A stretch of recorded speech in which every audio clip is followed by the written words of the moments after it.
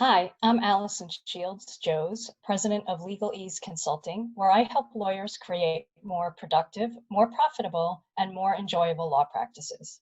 In my last video, I talked a little bit about why LinkedIn recommendations can be important and helpful for lawyers, and I discussed some of the mechanics of how to go about requesting them. But I know for lawyers, one of the biggest obstacles to asking for recommendations on LinkedIn or testimonials otherwise is just that they feel uncomfortable. They feel like they don't want to be pushy. They've already gotten this client to their outcome and the client has paid them and they feel uncomfortable asking for something else. But I think if you approach it from a perspective of trying to be as genuine as possible, and if you really feel that you've helped this client that you're asking for a recommendation and that you can help other clients in the future, and that you're approaching this from a point of view of trying to reach as many people and help as many people as possible, that might be one way to make it less uncomfortable for you.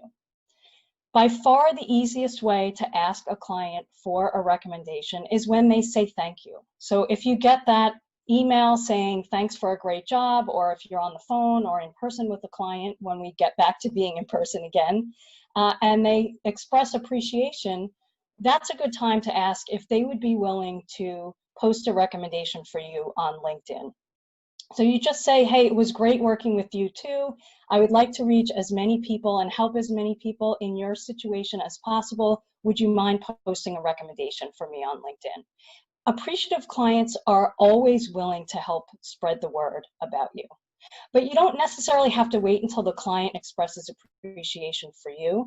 I think one of the most successful ways to get recommendations is to build it into your regular procedure.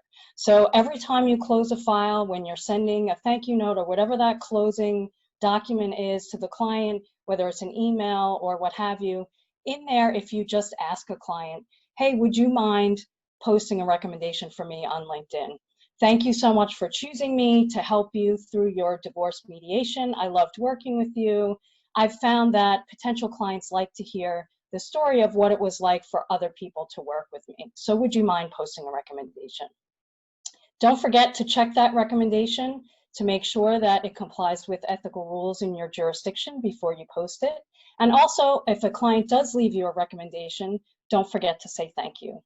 Again, I'm Allison Joes from Legal Ease Consulting, and I look forward to speaking to you in my next video where I'll talk about what makes a good recommendation.